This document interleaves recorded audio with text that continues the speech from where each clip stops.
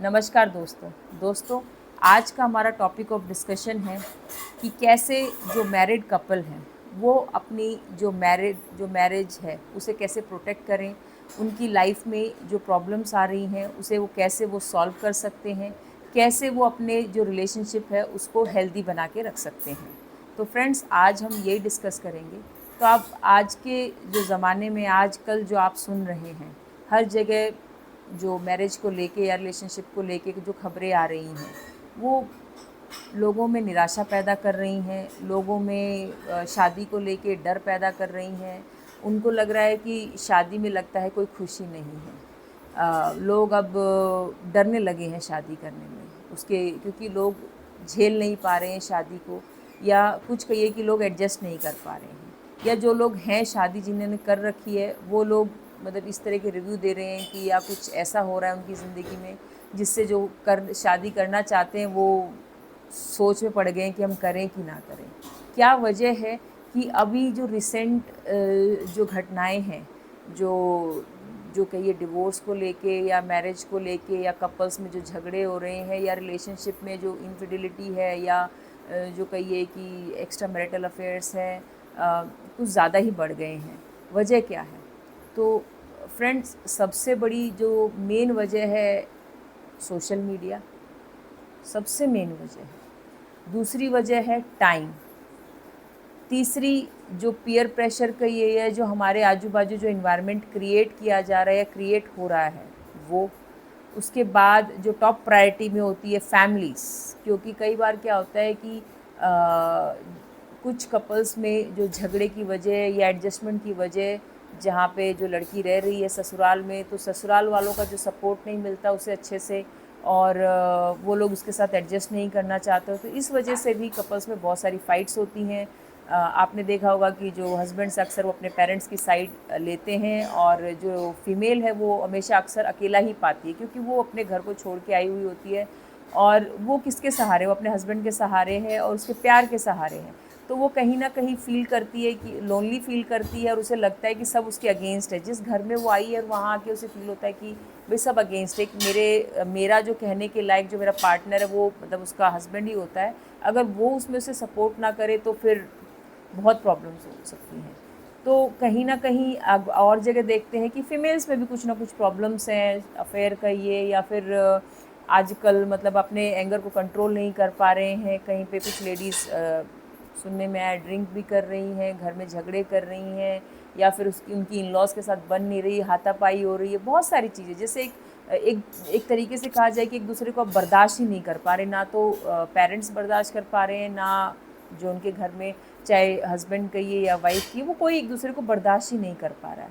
और आज के टाइम में हर कोई अगर देखे जाए तो कोई किसी के साथ नहीं रहना चाहता, हर कोई अकेले रहना चाहता है। मतलब अपनी फैमिली के साथ रहना चाहता है, कि एक तरीके से न्यूक्लियर फैमिली में रहना चाहता है। जॉइंट फैमिली में बहुत रेयर लोग ही रहना चाहते हैं, और जो हैं जॉइंट फैमिली में उनके आपको पता है कि झगड़े कितने बढ़ रखे हैं। तो फ्रेंड्स, कैसे हम इसको ठीक करें? तो एक एज अ हस्बैंड अगर आप देखते हैं तो उसको अपनी फैमिली में बैलेंस बना के रखना चाहिए। उसको अपने पेरेंट्स को भी उतना ही तवज्जो देना चाहिए जितना उसे अपनी बीवी को देना चाहिए। कहीं ना कहीं ऐसा नहीं हो सकता है कि एक इंसान गलत हमेशा ही हो, इसलिए एक चश्मे से हर किसी को, मतलब वो कहते हैं ना कि किसी भी इंसान, जो इंसान रिलेशनशिप में है उसको अपने पेरेंट्स का भी ध्यान रखना होता है, अपने कई अपने पार्टनर का भी ध्यान रखना, तो अपने बच्चों का भी ध्यान रखना पड़ता है। उसे एक बैलेंस बना के रखना पड़ता है। वो एक तरीके का सैंडविच हो जाता है पेरेंट्स के बीच में और अपने पार्टनर के बीच में। तो इसलिए हमेशा आप जब एक शादी करने का डिसीजन लेते हैं तो आप 85% ज़िम्मेदारी, आपके घर में कोई न्यू मेंबर आ रहा है तो आपकी उनके प्रति है। बाकी आपके पेरेंट्स तो क्योंकि आपको अच्छे से समझते ही हैं, कोई नया मेंबर आता है तो उसमें थोड़ी सी एडजस्टमेंट तो होती ही है। अब आते हैं कि मतलब दोनों तरीके से जो पेरेंट्स भी रहते हैं उनको भी अंडरस्टैंड करना चाहिए कि अब ज़माना बदल रहा है। हर कोई जो स्ट्रगल आपने फेस किया, शायद ज़रूरी नहीं कि वो भी उससे गुजरें। कई बार क्या होता है, पेरेंट्स ये चाहते हैं कि जो पेन हमने झेला है, जो दुख दर्द हमने झेला, हमने पाई पाई जोड़ के इतना कि और ये लोग वेस्ट कर रहे हैं कुछ भी एक तरीके, तो पेरेंट्स चाहते हैं कि जिस पेन से हम गुजरे ये भी उसी पेन से गुजरें। कि कहने का एक बात ये है कि ज़माना बदल गया है, हर किसी के अपने दुख हैं और अपनी किस्मत है कि कहते हैं कि एक टाइम था जब फ़ोन नहीं था, एक टाइम अब है जब फ़ोन हर किसी के हाथ में है। तो ये फैसिलिटीज़ की बात होती है कि सबकी अपनी किस्मत होती है। कौन हर कोई अपनी किस्मत लिखवा के लाता है। ये ज़रूरी नहीं है कि हर कोई इंसान उसी पेन से गुज़रे जिससे उसके पेरेंट्स गुज़रे हों। क्यों तो इसलिए जो पेरेंट्स हैं उनको भी कोशिश करनी चाहिए कि आपको भी बच्चों के हिसाब से चले, बच्चों को भी मतलब एक तरीके से बैलेंस बना के चलना चाहिए। थोड़ा-थोड़ा चेंज हर किसी को होना चाहिए। अब आता है कि पार्टनर्स में कई बार क्या होता है, पेरेंट्स ज़िम्मेदार नहीं होते, झगड़ा अक्सर किस में हो रहा है, पार्टनर्स के बीच में हो रहा है। तो पार्टनर्स को कोशिश करनी चाहिए एक दूसरे के साथ अच्छा तालमेल रखने की, एक दूसरे को टाइम दें। आज की डेट में टाइम की बहुत वैल्यू है। अगर आप अपने पार्टनर को टाइम नहीं दे पा रहे हैं तो आपके बीच में नो डाउट मिसअंडरस्टैंडिंग्स आएंगी या कोई ना कोई तीसरा बंदा आपके रिलेशनशिप में आने को तैयार खड़ा होगा। तो इसलिए आपको एक दूसरे को टाइम देना चाहिए, एक दूसरे की हेल्थ की परवाह करनी चाहिए और अपनी फ़िटनेस, कहते हैं फ़िटनेस पे बहुत ध्यान देना चाहिए। अच्छा बॉडी, अच्छा माइंड, अच्छी हेल्थ आपको आपके रिलेशनशिप को और इम्प्रूव करती है। इसलिए कहते हैं कि हर एक किसी का अपना एक रोल होता है। एक जब शादी होती है तो हर किसी का अपना एक रोल होता है। चाहे मेल है वो तो जनरली वर्किंग रहेगा ही रहेगा, वो तो कंफर्म है। फीमेल जो काम करना चाहती हैं वो भी, और जो जो अपना घर को चूज़ करती हैं ओवर द जॉब, उनका भी। हर किसी की अपना एक कहते हैं कि एक इम्पॉर्टेंट काम होता है। ये नहीं है कि जो लेडी कॉर्पोरेट वर्ल्ड में जा रही है, ऑफिस में जा रही है, वो बहुत मतलब मेहनत कर रही है और वो जो लेडी घर पे है उसको मतलब हीन भावना से देखे कि ये कुछ खास नहीं कर रही है।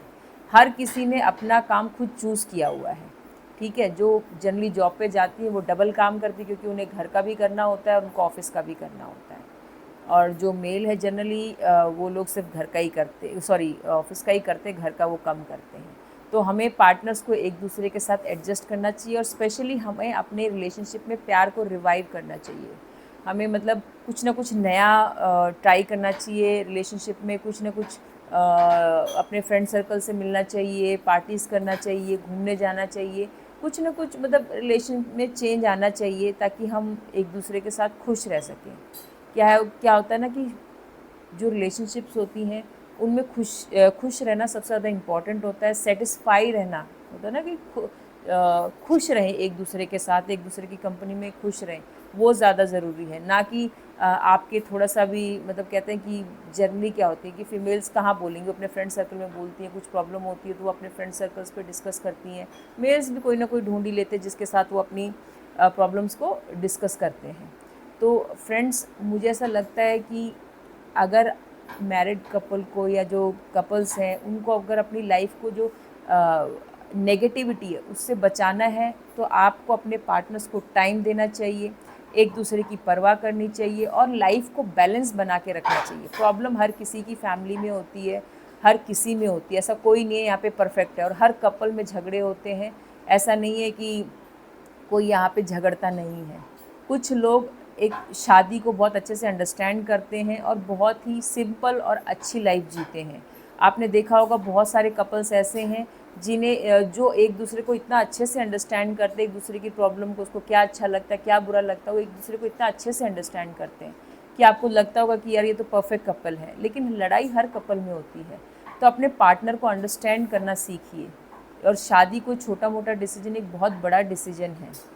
तो जब तक आपसे लग रहा है कि आप अच्छे से उसमें एडजस्ट कर सकते हो और अपनी लाइफ को अच्छा बना सकते हो तो तब तक आपको अपने रिलेशनशिप पे वर्क करना चाहिए। और जो शादी है वो एक कंटिन्यूस प्रोसेस है। कोई ऐसा नहीं है कि आपने एक बार शादी कर ली, हो गई, काम ख़त्म, बस अब वो राम भरोसे छोड़ दें, नहीं। हमें ये एक लॉन्ग टर्म पार्टनरशिप है बेसिकली। इस लॉन्ग टर्म पार्टनरशिप को वर्क करने के लिए, जैसे गाड़ी जब हम गाड़ी लेते हैं तो हम उसे लंबे टाइम तक रखने के लिए मेंटेनेंस चाहिए होता है ना, ऐसे ही सिर्फ ये से काम नहीं चलेगा। प्यार भी आपको रिलेशनशिप में चाहिए होता है, पैसा भी चाहिए होता है और घर में एक पॉजिटिव माहौल भी आपको क्रिएट करना चाहिए। कई घरों में जब इन लॉज नहीं होते हैं ना तो पार्टनर्स में अक्सर झगड़े होते हैं क्योंकि तब तो वजह तो ख़त्म हो गई है। तो अब वो दोनों भी आपस में एक दूसरे से लड़ भिड़ते हैं और एडजस्टमेंट नहीं कर पाते हैं। सबसे बेस्ट चीज़, अगर आप अपने रिलेशनशिप में अच्छा करना चाहते हैं, अगर आप में झगड़ा होता है कुछ भी, तो आपकी जो झगड़ा है या लड़ाई है वो 10 मिनट में सॉल्व हो जाना चाहिए। उस लड़ाई को आपको 10 मिनट में सॉरी कोई भी कहे, चाहे आप फीमेल कहे, मेल कहे, कोई भी कहे, आपका सॉरी कोई नहीं देख रहा है बाहर वाला, कोई आपकी ईगो को क्रश होते हुए नहीं देख रहा है। अगर आपके एक सॉरी से अगर आपका घर चलता है, जनरली लोग कहते हैं मैं क्यों बोलूँ, मैं क्यों बोलूँ, मैं क्यों झुकूँ, मैं क्यों झुकूँ। आपके झुकाव को, आपके सॉरी को कोई भी तीसरा बाहर का इंसान नहीं देख रहा होता। आपके या तो आपका पति आपको सॉरी बोलते हैं या आपकी पत्नी आपको सॉरी बोलते है, उसके अलावा कोई नहीं जानता कि किसने किसको सॉरी बोला, या कोई बताने भी नहीं जाता है। इसलिए आपको हमेशा अपने अच्छे पल को तवज्जो देना चाहिए, ना कि उन छोटे छोटे मोमेंट्स को जो कभी आपसे झगड़ा हो जाता है, फाइट हो जाती है, तो उस आपको हमेशा उसको बैलेंस करके चलना चाहिए कि आपने इतने अच्छे मोमेंट्स, इतनी अच्छी चीज़ें साथ में बिताई, और एक छोटी सी गलती के लिए आप अपने इतनी बड़ी पार्टनरशिप को एंड नहीं करना चाहिए। तो फ्रेंड्स, आपको जो शादी है या रिलेशनशिप्स है, उनको वर्क करने के लिए बहुत मेहनत करनी चाहिए और उसे हैंडल विद केयर करना चाहिए आपके रिलेशनशिप को। तो फ्रेंड्स, आपको आज का मेरा टॉपिक कैसा लगा? अगर आपको अच्छा लगा हो तो मेरे चैनल को लाइक और सब्सक्राइब ज़रूर कीजिएगा। धन्यवाद।